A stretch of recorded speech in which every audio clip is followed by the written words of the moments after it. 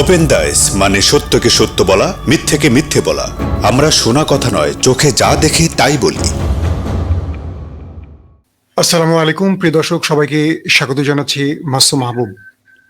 আপনাদের অনুরোধে আবারও ওপেন দাইস ইউটিউব চ্যানেলে আমন্ত্রিত হয়েছেন তুরস্ক থেকে টিআরটি ওয়ার্ল্ডের সহকারী বার্তা সম্পাদক ওয়ালিদ বিন সিরাজ। আজকে আপনাদের কাঙ্ক্ষিত কিছু প্রশ্নের উত্তর দেওয়ার চেষ্টা করবেন তিনি। আপনাদের যে কমেন্টগুলো আমাদের কাছে জমা হয়েছে এবং ফেসবুকে ইনবক্স এসছে, সেখান থেকে বেশ কিছু গুরুত্বপূর্ণ প্রশ্ন আমরা ওয়ালিদ ভাইয়ের কাছে করব। তিনি আমাদের সেই গুরুত্বপূর্ণ প্রশ্নের উত্তরগুলো দেবেন। ওয়ালিদ ভাই, আপনাকে ওপেন দাইস ইউটিউব চ্যানেলে স্বাগত জানাচ্ছে। ধন্যবাদ মাসুম ভাই, আপনাকে এবং আপনাদের দর্শকদেরকেও ধন্যবাদ আমাদেরকে দেখার জন্য।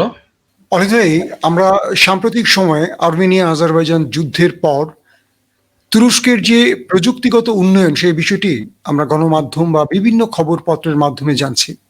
আমরা জানি তুরস্ক, সিরিয়া, ইরাক, লেবানন, তারপর আর্মেনিয়া আজারবাইজানে তাদের সামরিক শক্তির একটা প্রমাণ দিয়েছে। ইতিমধ্যে পৃথিবীর বিভিন্ন প্রান্তে তুরস্কের এই সামরিক সরঞ্জাম নিয়ে আলোচনা হচ্ছে। প্রথমে আমরা আপনার কাছ থেকে একটু জানতে চাইব তুরস্কের ড্রোন সম্পর্কে, যে প্রযুক্তিগত উন্নয়নে তুরস্কের ড্রোন এমন কি কাঙ্ক্ষিত পথ অবলম্বন করেছে যার কারণে আর্মেনিয়ার মতো একটি দেশ, যারা ইরান এবং রাশিয়ার কাছে সামরিক সরঞ্জাম কিনেও আজারবাইজানের কাছে একেবারে দাঁড়াতে পারেনি। কি এমন রহস্য আছে তুরস্কের এই ড্রোনের উপর? ধন্যবাদ মাসুম ভাই, আপনি খুব সুন্দর প্রশ্ন করেছেন। এখানে আসলে ড্রোন যেটা, সেটা তো আমরা দেখতে পাচ্ছি বা শুনতে পাচ্ছি খবরের কাগজে কিংবা যে ভিডিও শটগুলো, সেখানে দেখা যাচ্ছে যে ড্রোন কি করে আর্মেনিয়ার বা যে কোনো, এটা শুধু আর্মেনিয়া না, এখানে সিরিয়াতে, লিবিয়াতে তুরস্কের ড্রোনগুলো বেশ সফল হয়েছে। এখানে তুরস্কের যে ড্রোনের টেকনোলজি, এটা আসলে এখানে শুধু যদি আমরা ড্রোনকে এটার পুরো ক্রেডিটটা দিয়ে দিই, তাহলে আমরা একটা বিরাট বড় ভুল করব। এখানে আসলে ড্রোন টেকনোলজিটা তো অবশ্যই আছে, যেটাকে আমি বলি আর কি দ্য সিন tip of the iceberg. Drone টেকনোলজিটা অর্থাৎ যে যে মানে বরফ পিণ্ডের যে অংশটা সাগরের উপরে, সেটাই তো দেখা যায়, কিন্তু এটার নিচে যে বিশাল পাহাড় সমান একটা মানে একটা বিশাল স্তম্ভ রয়েছে, সেটা কিন্তু আমরা দেখতে পারি না। এইটার পিছনে যে টেকনোলজি গুলো রয়েছে, এই সফলতার কিন্তু একটা বিশাল অংশ ওই টেকনোলজি গুলার, ওই প্রযুক্তিগুলোকেও দিতে হবে। এখন ড্রোন হচ্ছে যে আপনার পাইলট ছাড়া একটা বিমান, সেটা কিছু কিছু কিছু বোম বহন করে, বোমা বা মিউনিশন বহন করে, সেই মিউনিশন গুলো তারা ছেড়ে দেয়। এখানে দুটো কাজ হচ্ছে। একটা হচ্ছে যে এই এই ড্রোন গুলো স্বয়ংক্রিয়ভাবে উঠছে, শত্রুপক্ষকে শনাক্ত করছে এবং খুঁজে বের করছে, এটা ড্রোনের কাজ। তারপর ওই ড্রোন গুলো ওই শত্রুপক্ষের উপরে যে যে যে মিসাইল বা যে মিউনিশনটা নিক্ষেপ করছে, সেটা কিন্তু এখানে ওই মিউনিশনেরও কিন্তু একটা কৃতিত্ব রয়েছে। ওটা কিন্তু আপনি দেখবেন একেবারে পুঙ্খানুপুঙ্খ ভাবে, একেবারে ট্যাঙ্ক হলে ট্যাঙ্ক, এয়ার ডিফেন্স সিস্টেম হলে এয়ার ডিফেন্স সিস্টেম, একেবারে সেখানেই আঘাত হানছে যেখানে এটি রয়েছে। তো এই যে একটা বিশাল টেকনোলজির, একটা বিশাল প্রযুক্তির সমন্বয়, তুরস্ক কিন্তু এটা করেছে 13 থেকে 14 বছরের মধ্যে। অর্থাৎ বিগত 13 থেকে 14 বছরের ভিতরে তুরস্ক আসলে বেশ কয়েকটা শিল্প বিপ্লব করে ফেলেছে। এবং আপনি জানেন বোধহয়, এটা এটা সাম্প্রতিক সময়ে বেশ খবর হয়েছে, আলোড়ন সৃষ্টি হয়েছে যে তুরস্ক যে চতুর্থ শিল্প বিপ্লব, এই শিল্প বিপ্লব করা প্রথম 8টি দেশের মধ্যে একটি। অর্থাৎ তুরস্কের কিছু মানে চতুর্থ শিল্প বিপ্লব বলতে আমরা যেটাকে বুঝি, সেটা হচ্ছে যে মানুষের হাতের ছোঁয়া ছাড়াই, অর্থাৎ রোবোট্রনিক। যেরকম প্রথম শিল্প বিপ্লব হলো আপনার কলকারখানা, অর্থাৎ কল যন্ত্রর আবিষ্কার। দ্বিতীয় শিল্প বিপ্লব হলো আপনার বিদ্যুতের আবিষ্কার। তৃতীয় শিল্প বিপ্লব হলো কম্পিউটার, মানে এই যে শিল্প কারখানাতে কম্পিউটারের ব্যবহার। এখন চতুর্থ শিল্প বিপ্লব হচ্ছে আসলে রোবটের ব্যবহার, অর্থাৎ সম্পূর্ণ স্বয়ংক্রিয়ভাবে মানুষের হাতের ছোঁয়া ছাড়াই কোনো কিছু যদি উৎপাদন করা যায় খুব কম সময়ের মধ্যে, তাহলে সেটাকে হচ্ছে সেই সেই শিল্প কারখানাটাকে আপনি চতুর্থ শিল্প বিপ্লব করেছে বলে আমরা বলতে পারি। তো সেক্ষেত্রে দেখা যাচ্ছে যে তুরস্কে কিন্তু বেশ অনেকগুলো শিল্প কারখানায় এই সফলতা অর্জন করেছে। এরকম এই ধরনের মেগা ফ্যাক্টরি গুলো মানুষের হাতের ছোঁয়া ছাড়াই একেবারে স্বয়ংক্রিয়ভাবেই উৎপাদনগুলো করছে। তো এটা কিন্তু একটা বিশাল অ্যাচিভমেন্ট।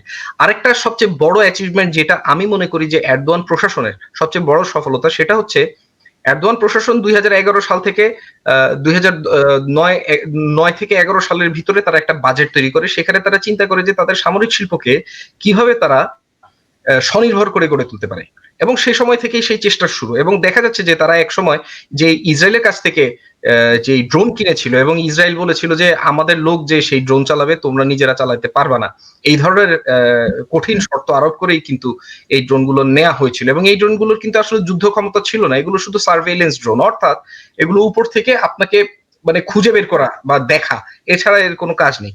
তো সেইখান থেকে তুরস্ক আজকে আপনি যদি দেখেন, তুরস্ক পৃথিবীর যুদ্ধের ইতিহাসের পট পরিবর্তন করার মতো একটা ভূমিকা পালন করেছে শুধুমাত্র এই ড্রোনের মাধ্যমে। অর্থাৎ ঠিক যেভাবে আমেরিকার সিভিল ওয়ারে আপনার যুদ্ধের পট পরিবর্তন হয়েছিল, অর্থাৎ আমেরিকার সিভিল ওয়ারে সর্বপ্রথম স্বয়ংক্রিয় আগ্নেয়াস্ত্র মেশিন গান যেটাকে আমরা বলি, বা গ্যাটলিং ক্যানন নামে একটা মেশিন গানের ব্যবহার হয়েছে। অর্থাৎ এরপরে কিন্তু ওই যে আপনার মাজেল লোডেড গান, যেগুলো বন্দুকগুলো যেগুলো সামনে দিয়ে গুলি ভরে বারুদ দিয়ে ঠেলে ঠেলে লোড করে গুলিগুলো করা হতো, এবং দেখা যেত যে 1 মিনিটে একটা মানুষ 3টা সর্বোচ্চ কি 4টা গুলি করতে পারে, সেখান থেকে একেবারে আপনি লোড করে ফায়ার করছেন, অর্থাৎ প্রায় সেমি অটোমেটিক এবং অটোমেটিক রাইফেলের ব্যবহার দেখা দিল, যেটা কিন্তু পরবর্তীতে লিঙ্কনকে বিজয় এনে দিয়েছিল আসলে এই প্রযুক্তিটা। তো সেরকমই ড্রোনের ক্ষেত্রে তুরস্ক এই ধরনের একটা বিপ্লব করেছে। এটার উদাহরণ আমি দেই, 1974 সাল থেকে আমেরিকা কিন্তু ড্রোন ইউজ করে, ড্রোনের ব্যবহার করছে। কিন্তু আমেরিকা যুদ্ধক্ষেত্রে ড্রোনের ব্যবহারগুলো করছে হচ্ছে টার্গেটেড স্ট্রাইকের জন্য, অর্থাৎ তারা একটা নির্দিষ্ট লক্ষ্যবস্তুকে একটা ড্রোন দিয়ে আঘাত করে।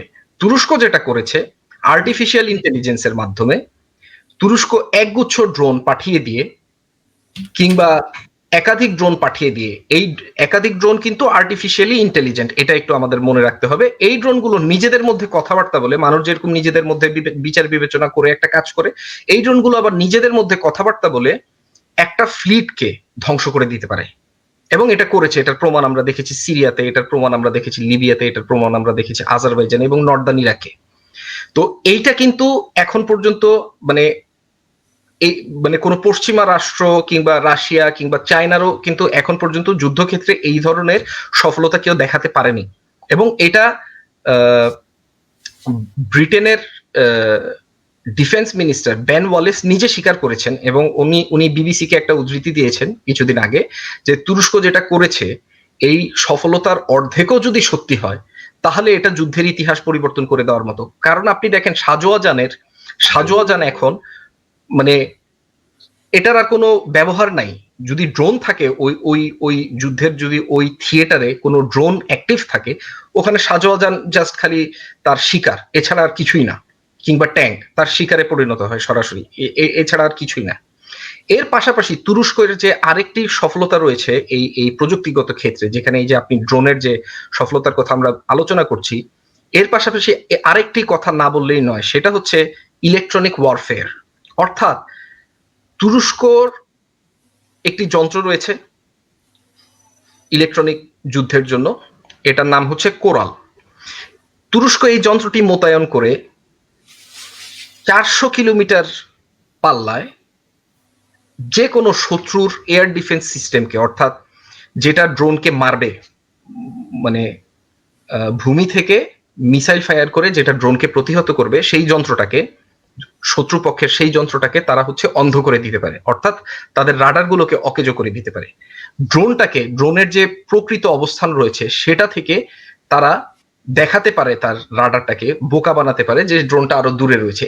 এভাবে কিন্তু ডিসিভ করা সম্ভব ইলেকট্রনিক ওয়ারফেয়ারে। তো সেই ইলেকট্রনিক ওয়ারফেয়ার টেকনোলজিতে তুরস্ক কিন্তু যথেষ্ট অগ্রগতি দেখিয়েছে, এবং আপনি দেখবেন যে রাশিয়ান S-300 লিবিয়াতে, সিরিয়াতে এবং আজারবাইজানে ধ্বংস করে ফেলা হয়েছে এই প্রযুক্তিগুলোর মাধ্যমে। অর্থাৎ এই সবগুলো প্রযুক্তির একটা বিশাল সমন্বয় রয়েছে। অর্থাৎ এখানে এই যে ক্ষেপণাস্ত্র, নিক্ষিপ্ত ক্ষেপণাস্ত্র ড্রোন থেকে, সেই ক্ষেপণাস্ত্রর একটা প্রিসিশন এবং তার যে প্রপোর্শন, এটার একটা সফলতা রয়েছে। এই ড্রোনগুলোর সফলতা রয়েছে, এই ড্রোনগুলো কিন্তু 27-28 ঘন্টা বিশ্রাম ছাড়া আকাশে উঠতে পারে, এবং সে খুঁজে খুঁজে তার শিকার, অর্থাৎ শত্রুপক্ষের সেনাবাহিনীর লক্ষ্যগুলোকে সে কিন্তু শনাক্ত করতে পারে। তো এগুলো কিন্তু একটা বিশাল বিশাল টেকনোলজিক সফলতা বলা চলে। এর পাশাপাশি এখন তো যেটা বললাম শিল্প বিপ্লবের জন্য তো এগুলো যথেষ্ট নয়। তুরস্ক আসলে 2022-23 সালে মহাকাশে রকেট পাঠানোর কথা চিন্তা করছে। তুরস্ক অলরেডি তার যে নিজস্ব স্যাটেলাইট গুলো তারা নিজেরাই বানায়, তাদের যে উপগ্রহগুলো রয়েছে সেখানে সামরিক উপগ্রহ রয়েছে এবং যোগাযোগ উপগ্রহ রয়েছে যোগাযোগের জন্য, সেগুলো এখন তারা নিজ প্রযুক্তিতে নিক্ষেপ করে আপনার সৌরকক্ষে পাঠানোর মতো প্রযুক্তির অধিকার কিন্তু তারা করেছে এবং তারা 2023 সালে এটা পাঠাবে। এর পাশাপাশি পঞ্চম প্রজন্মের ফাইটার জেট বা যুদ্ধ বিমান তৈরির প্রজেক্ট রয়েছে। এর পাশাপাশি আপনার ড্রোন, আপনার এখন হচ্ছে এগুলো টার্বোপ্রপ ইঞ্জিন ড্রোন, এই যে ড্রোনগুলো তুরস্ক ব্যবহার করে এখন জেট ইঞ্জিন বিশিষ্ট ড্রোনের জন্য তারা কাজ করছে। এই যে বাইরাক্তার কোম্পানির যে যে যে আর কি আপনার টেকনিক্যাল চিফ, উনি পৃথিবীর একজন অন্যতম এরোনটিক্যাল ইঞ্জিনিয়ার। তিনি এমআইটিতে পড়াশোনা করেছেন আমেরিকার, এখন তিনি তুরস্কে সেই সেলচুক বাইরাক্তার এবং তার যে কোম্পানি সেটা কিন্তু একই সাথে ফ্লাইং কারের একটা প্রজেক্ট, অর্থাৎ এটা প্রাইভেট কার, এটা উঠতে পারবে ভবিষ্যতে। এই ধরনের গাড়ি আমরা দেখব পৃথিবীতে চলছে হেলিকপ্টারের মতো, অর্থাৎ গাড়িগুলো আপনার একটা নির্দিষ্ট উচ্চতাতে উড়ে চলে যেতে পারবে। এই গাড়ি তৈরির কাজ করছে, একই সাথে কিন্তু তারা জেট ইঞ্জিন বিশিষ্ট ফাইটার জেটের কাজ করছে। 2021 সালে কিন্তু এই যে বাইরাক্তার TB2 যে এত সফল যে ড্রোন, তার চেয়ে প্রায় 6-7 গুণ বেশি ক্ষেপণাস্ত্র বহন করতে পারে এই ধরনের একটা ড্রোন 2021 সালে আপনার কিন্তু তুরস্কের আর্মি ইন্ডাক্ট করবে এই বাইরাক্তার কোম্পানির কাছ থেকে। একই সাথে তুরস্ক কিন্তু তার প্রযুক্তিগুলো এক্সপোর্টও করছে। আজকে মধ্যপ্রাচ্যে তিউনিশিয়া বলেন, আলজেরিয়া বলেন, ইউক্রেনের কিন্তু এই যে বিমান শিল্পটা, ইউক্রেনের বিমান শিল্পটা প্রায় 80 বছর পুরনো। সেই ইউক্রেন আজকে টার্কির কাছ থেকে, তুরস্কের কাছ থেকে কিন্তু ড্রোন কিনছে।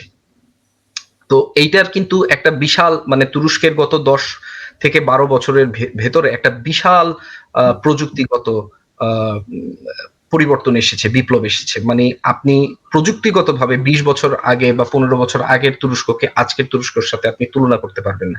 এটার ফল কিন্তু দেখা যাচ্ছে যে একই সাথে আপনার সামরিক ক্ষেত্রে যেরকম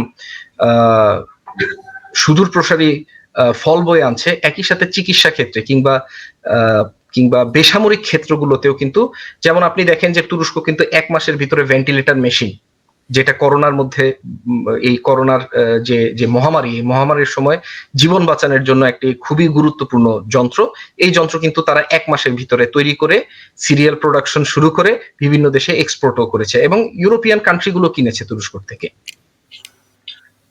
তো এইটার কিন্তু একটা বিশাল সুদূর প্রসারী ফল তুরস্ক কিন্তু এখন ভোগ করছে গত 10-12 বছরে তারা যে এই যে রিসার্চ এন্ড ডেভেলপমেন্টে যে বিনিয়োগগুলো করেছে।